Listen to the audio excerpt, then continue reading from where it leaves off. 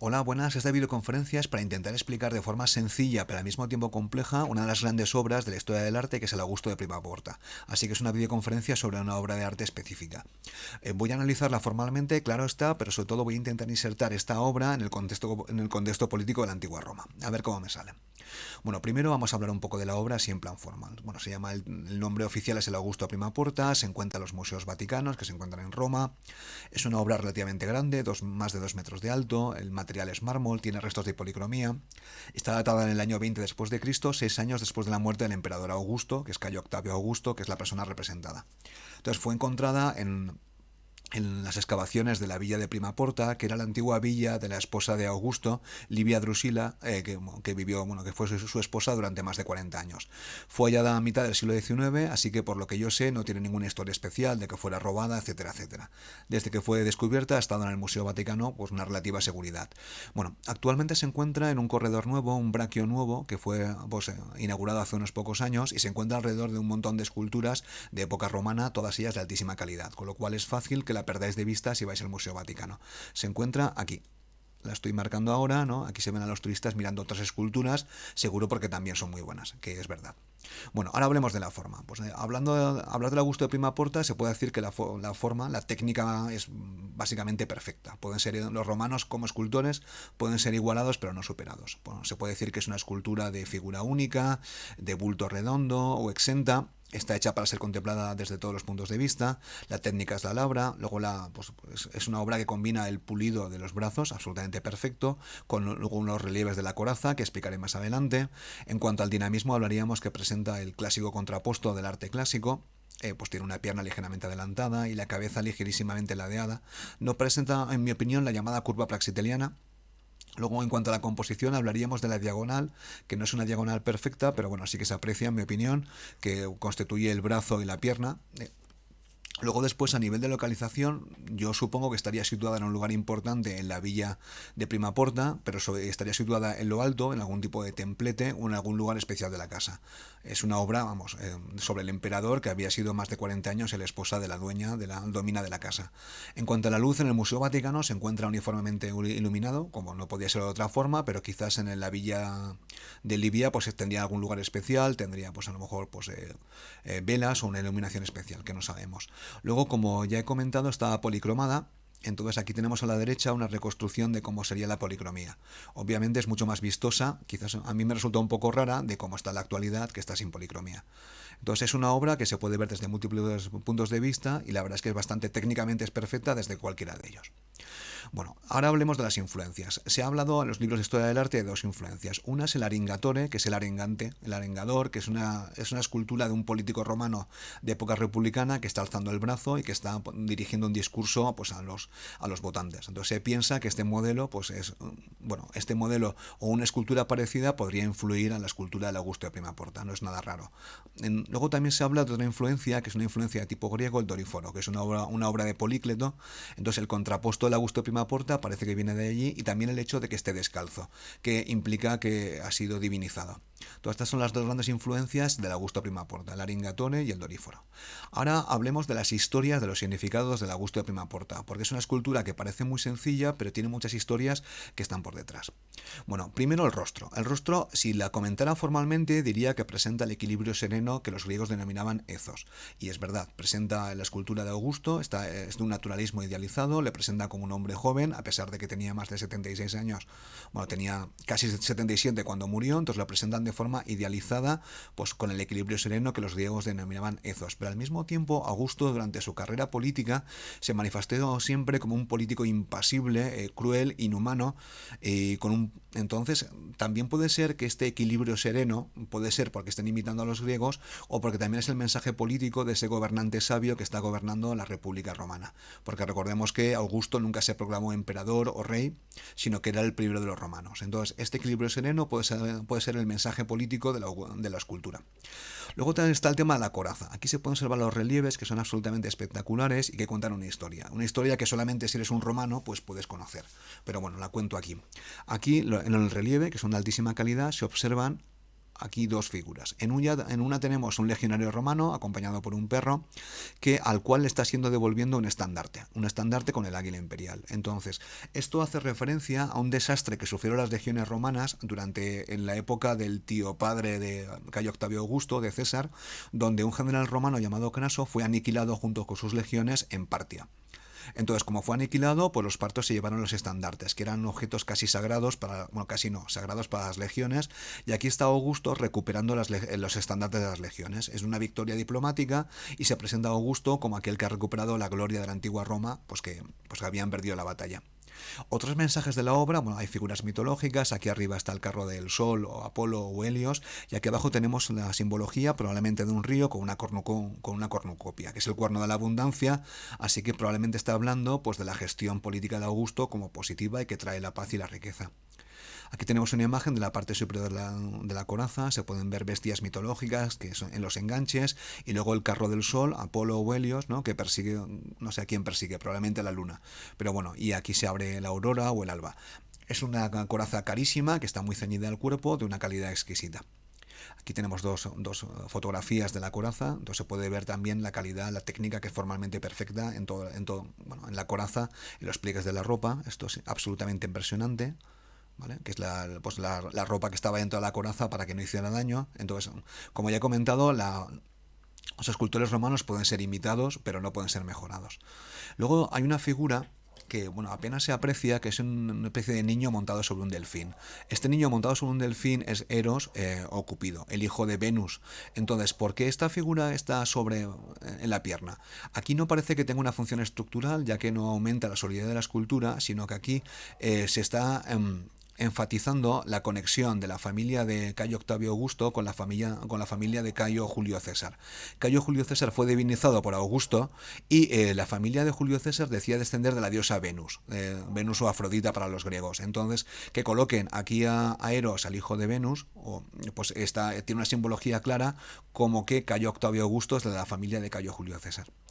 Ahora hablemos del contexto general. Entonces voy a hablar del contexto general y voy a explicar esta escultura que es utilizada por Augusto y por su equipo de colaboradores como una forma de representación, como una forma de extender su poder, pues más allá de su mera presencia personal. Entonces, primero hablar de Augusto y de cómo llega al poder.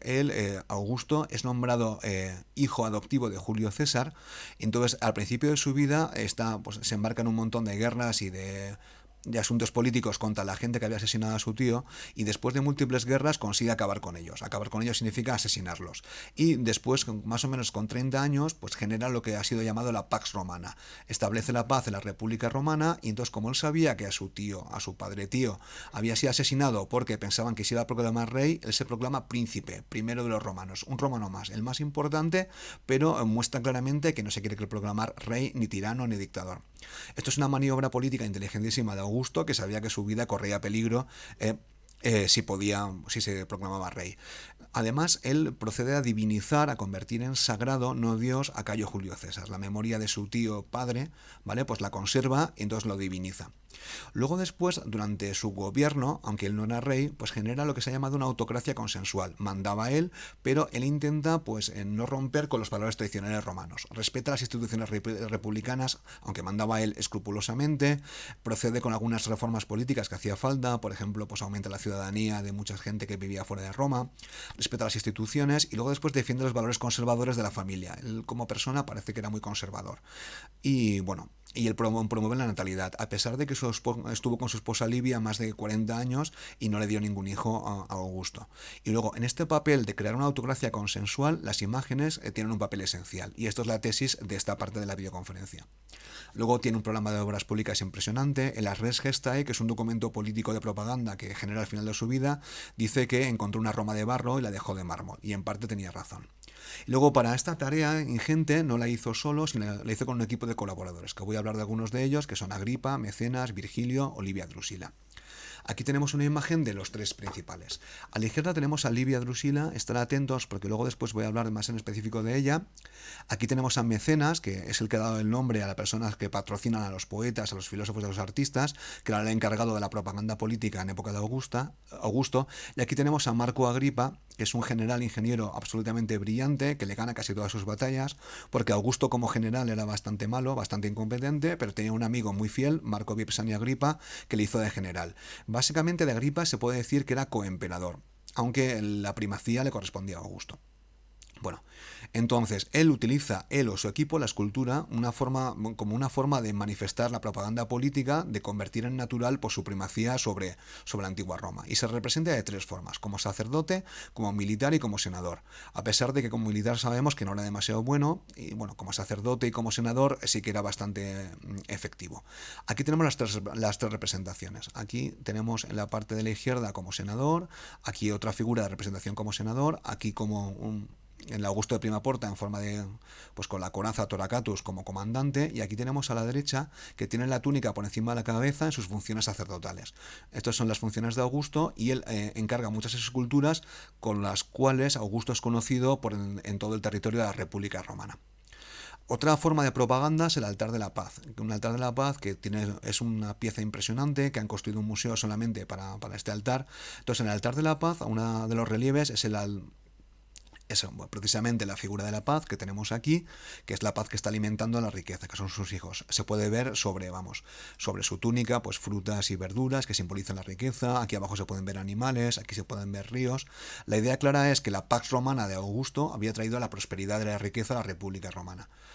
Augusto como propagandista era muy bueno, era un político muy hábil, un viejo zorro que le llaman a algún historiador. Entonces, después de la muerte de Augusto, Livia, y hablaremos más tarde de ella, se procede a su divinización. Por eso aparece descalzo en la escultura, porque solamente se representaba descalzos a los dioses. Entonces se le proclama divino, se le diviniza. Se proclama normalmente después de la muerte del emperador. En este caso, cuando muere Augusto, pues se le proclama divino, que su alma, su espíritu había ascendido a los cielos, y es un fenómeno de sacralización. Lo que estaban buscando los emperadores y Livia no era básicamente que la gente adorara a Augusto, sino reforzar el poder de su dinastía.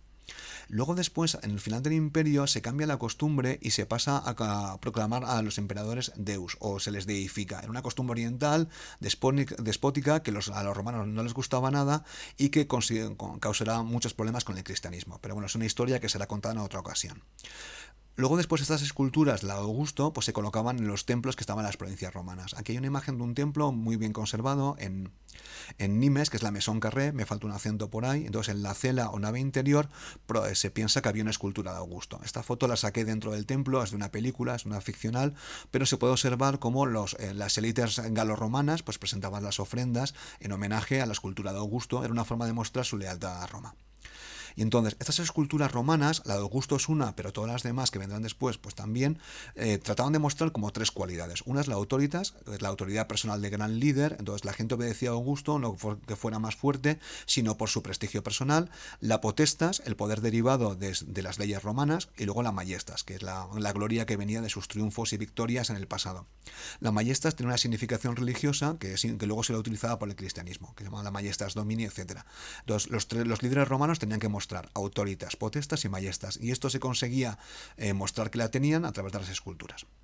Bueno, ahora voy a hablar del contexto específico. He hablado en primer lugar que la escultura del Augusto de Prima Porta es una forma de mostrar, de crear lealtades hacia la dinastía, y luego hablar del contexto específico y de la figura de Livia Drusila, que es una figura fascinante y que voy a hablar de ella. Entonces, cuando muere Augusto, muere con 76, a punto de hacer 77 años, su esposa Livia Drusila había estado casado con él durante 50 años. Parece ser que se querían, a pesar de que Augusto tiene fama de cruel e inhumano. De hecho no tuvo ningún hijo y siguió casado con ella, y Augusto le dejó en su testamento 100 millones de sestercios a Tiberio, que era su hijo adoptivo y era el hijo de Livia Drusila, y 50 millones a ellas.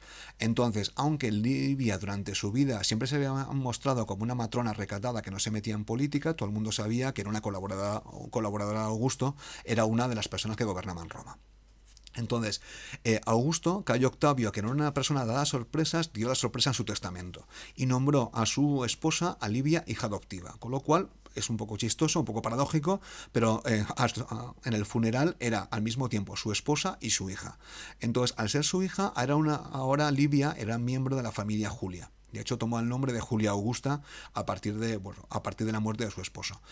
Entonces, parece ser que también Livia pues, tenía afecto a su marido, al menos lo que cuentan las crónicas es que estuvo 5 días pues ella rezando y llorando sobre el mausoleo de Augusto, que tenéis a la izquierda, y luego después uno de los cronistas hablan de que en el funeral de Augusto, que fue espectacular, se soltó un águila y el águila ascendió a los cielos. Era una forma de mostrar que el espíritu de Augusto había sido divinizado. Un pretor espabilado pues dijo haber visto el espíritu y Livia Drusila, ahora Julia Augusta, pues le regaló 1.000.000 de sestercios, que era una cantidad considerable. Entonces Livia estaba jugando a divinizar a su marido pues justo después de su fallecimiento. Luego después esto se nota mucho porque en las sesiones posteriores, durante los años siguientes, pues Livia participa por primera vez en las discusiones políticas que tienen lugar después de la muerte de su marido, de forma abierta, cosa que antes todo el mundo sabía que había participado, pero lo había hecho de forma encubierta. Entonces, en estos momentos, Tiberio, que era el hijo natural de Livia, pues se enfada con su madre, las relaciones se tensan y bueno, esto se muestra en que el Senado le nombra pues madre de la patria, parens patria, y Tiberio rechaza el honor en el nombre de su madre. Entonces, esto a mí me parece indicar que las relaciones se estaban tensando. Y en mi opinión, esto es una tesis personal, el Augusto de Prima Porta es parte del juego político de Livia. Primero porque muestra claramente que Livia, ahora Julia Augusta, era miembro de la gens Juliana, con lo cual también descendiente de Venus. Después está divinizando a su marido, su marido fallecido, con lo cual el poder de Livia, que estaba relacionado con Augusto, con Octavio, pues es reforzado. Y luego después el mensaje de los estandartes era el triunfo de Augusto que los había recuperado, también podía ser un mensaje a Tiberio, porque en esta época se habían perdido unos estandartes en Germania contra los germanos, entonces podía ser un mensaje a Tiberio, a su hijo adoptivo, para que lo recuperara. Es un mensaje encubierto o quizás simplemente estaba celebrando las glorias de Augusto. De todas formas, Livia siguió participando en política hasta su muerte, con 86 años, pues que vivió muchos años más, y luego su nieto, Claudio, la divinizó. Entonces, que se metiera en política, eso también se explica por el hecho que dos historiadores romanos, Dion y Tácito, le acusaron del asesinato de su marido Augusto. No tenemos pruebas, pero bueno, el mero hecho de que le acusaron del asesinato significa que Livia Drusila está participando en política y era un enemigo a batir. Pues bueno, espero haberlo explicado porque la historia es bastante compleja y con esto ha acabado la videoconferencia.